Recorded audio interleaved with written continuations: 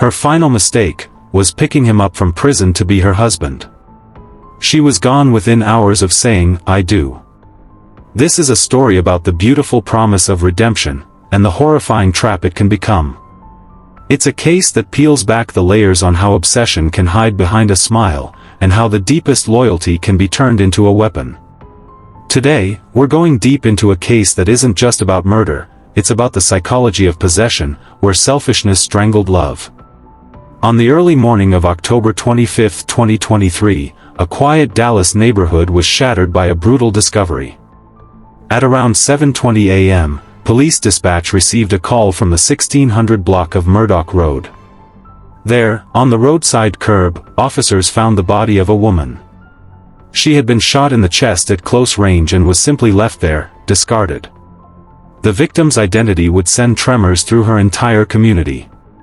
But the identity of the prime suspect, that would be the detail that made this crime truly unimaginable to everyone who knew them. This is the story of Desha. A woman whose incredible drive and love for life were extinguished by the very man she vowed to save. Desha, you could call her a force of nature. At 34 years old, she was a successful entrepreneur, running her own thriving boutique and online store. On social media, she was known as Money-Making Desha, a title she earned through grit, not luck. She built her empire from the ground up, through relentless hustle. But beyond the business, she was a devoted mother to her teenage daughter, Maya, and also the primary caregiver for her elderly mother who had suffered a stroke. She balanced these monumental responsibilities with a radiant, generous spirit. Her life was a textbook example of self-made success.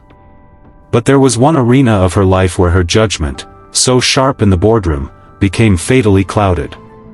And that was her heart. For years, Desha had been in a committed relationship with a man named Michael. Their bond was forged in the fire of a significant challenge. For a large portion of their courtship, Michael was incarcerated. Desha remained steadfast. She visited him regularly, wrote him letters, sent him money for his commissary, and kept their emotional connection burning. She was a believer in second chances, convinced she saw his true potential for change beneath the mistakes of his past. When he was finally released in May of 2021, she was right there at the gates, ready to welcome him home and finally start the life they had always talked about. That reunion was filmed, filled with raw, hopeful emotion.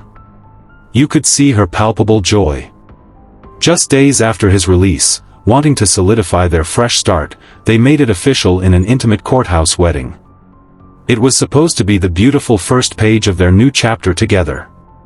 But almost immediately, hairline fractures began to appear in their foundation, fractures that Desha, for reasons of love, loyalty, or fear, chose to ignore. The dynamic between them was fraught from day one of his freedom. Desha was financially independent, running multiple income streams. Michael, on the other hand, struggled to find his footing in a world that had moved on without him. He had no job, no car in his name, and a criminal record that closed more doors than it opened. Desha became the sole provider. She funded their apartment, their lifestyle, lavish weekend trips, and even surprised him with large cash gifts for his birthday. In her eyes, this was love and support. She was building him up. But for Michael, each dollar she spent chipped away at his sense of self-worth. Societal pressures about a man's role as the provider twisted internally into a deep-seated, festering resentment. His quiet, easygoing facade that Desha fell for in prison began to crack, revealing flashes of a jealous and controlling nature. It makes you wonder, how does a partner's success, something to be celebrated, become a perceived threat? When does pride turn into poison? His past struggles with drug addiction resurfaced not long after his release. Friends and family started to notice a change in Desha, too.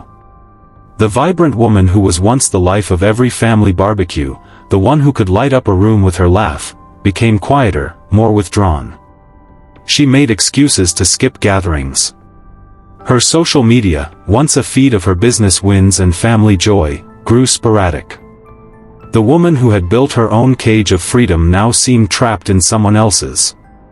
And then, in a moment of chilling clarity just days before the end, Desha told her older sister, Jasmine, something that would later haunt her. She said, "Sis, I have this feeling. I feel like I'm going to die." Jasmine, trying to be the strong one, brushed it off. "Girl, don't talk like that. You're stressed." She didn't grasp that it wasn't stress, it was a terrifying premonition. Before we go further into the final, devastating hours, I want to pause and say thank you for watching. If you're finding this deep dive into the psychology of this case compelling, please take a second to hit that like button. It genuinely helps this channel grow and allows us to bring you more content like this. And of course, subscribe to Winds of Thought so you never miss a story. The timeline of that final day is a slow-motion descent into a nightmare. On October 24th, Desha's daughter, Maya, tried calling her mother repeatedly after school. It went straight to voicemail. This was profoundly unusual. Desha was always reachable for her daughter. As evening fell and there was still no word, the extended family grew deeply alarmed and began their own search. They called Michael. His response was immediate and flat: "I haven't seen her. I don't know where she is." That was the first lie. Using a phone tracking app linked to the family plan, they located the signal from Desha's phone. It was pinging from the Pleasant Village apartment complex, a place where Michael's father lived. They rushed over. Her car was there, parked haphazardly in a spot that wasn't a designated parking space. The driver's side window had a large, smudged handprint on it. As they searched the dimly lit area around the complex, a notification buzzed on one of their phones. It was an alert from a local community crime blog: "Female victim found with gunshot wound, Melinda Lane and Murdoch Road." The location was just 3 minutes away by car. Their worst fears, the ones they hadn't dared to speak, solidified into a cold, hard reality. Rushing to the scene, they were met with flashing lights and yellow tape. After what felt like an eternity, a detective approached them. A somber nod confirmed it was Desha. The police investigation moved with swift, clinical precision. Surveillance footage from cameras around Pleasant Village was pulled. It showed Desha and Michael arriving separately that evening. Later, the footage showed her getting into his car. What happened inside that vehicle may never be fully known, but the forensic evidence told a grim story. It ended with a single gunshot. Desha's body was then driven a short distance and unceremoniously dumped on Murdoch Road. In Michael's car, detectives made critical discoveries: traces of blood on the passenger seat that would later match Desha's DNA, a single spent 9mm bullet casing under the seat, and one of Desha's designer sandals, as if it had been kicked off in a struggle. Michael was now a fugitive. An urgent manhunt ensued, with his photo circulated to law enforcement across the region. When police executed a search warrant at the apartment he shared with Desha, they found multiple firearms, raising serious questions about his state of mind. After several tense days on the run, he was finally tracked down and apprehended without incident at a local barbershop where he was trying to get a haircut to change his appearance. Upon his arrest, he offered an explanation that stunned investigators. He claimed he was under the influence of PCP, angel dust, a powerful and dangerous dissociative hallucinogenic drug. He suggested the drug had distorted his perception of reality, that he hadn't known what he was doing. This poses a crucial question: was this a genuine, mitigating factor of drug-induced psychosis, or a convenient, premeditated excuse crafted after the fact to explain away a calculated act of violence? He was booked and held on a $1 million bond. For Desha's shattered family, their all-consuming grief was now compounded by the acid of brutal betrayal. In a raw interview, her sister Jasmine voiced the agonizing question that haunted every single one of them: why? Just tell me why. I would have respected him more, if he had just looked me in the eye and told me why. The man they had welcomed into their homes for holidays, the man Desha had rebuilt her entire world around, had become her executioner. Understanding the motives here requires untangling a knotted web of human failure. There was the deep-seated, corrosive jealousy over Desha's success and independence. There was the financial insecurity and bruised, fragile masculinity that couldn't handle not being the man of the house. There was the re-emergence of addictive substances, clouding judgment and lowering inhibitions. And underpinning it all, a controlling, possessive nature that saw Desha's autonomy, her friends, her business, her time, not as facets of a wonderful person, but as threats to his authority. This case forces us to ask deeply uncomfortable questions about the red flags we explain away in the name of love, loyalty, or the hope that someone will change. When does supportive love cross the line into enabling a dangerous person? When does unwavering faith become a fatal flaw?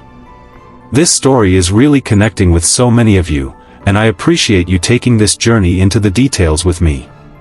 If you're getting value from this analysis, please let me know by dropping a comment below. What's your take on Michael's claimed motive? And don't forget to subscribe to Winds of Thought for more thorough deep dives every week. Desha's story stands as a devastating reminder that the most dangerous predator isn't always the stranger lurking in the shadows. Sometimes, it's the person sharing your bed, the one whose wounds you tried so desperately to heal, who finally turns on you. Her legacy of strength, entrepreneurial spirit, and boundless love for her family is now permanently shadowed by this cautionary tale. It's a story about potential, both the beautiful potential for a second chance, and the horrifying potential for that chance to be violently destroyed. So what do you think was the primary driver of this tragic outcome? Was it the influence of the drugs, as he claimed? Was it the simmering jealousy that finally boiled over? Or was it something even darker, a flaw that was part of him long before he ever entered that prison, simply waiting for the right pressure to crack everything open? The courtroom will have its say, but I want to hear your perspective. Let's have a conversation in the comments below. If this in-depth exploration of a tragic true crime case resonated with you, please show your support. It makes a bigger difference than you might think. Give this video a like right now to help the channel Winds of Thought continue bringing you these meticulously researched stories. Thank you so much for your time and attention.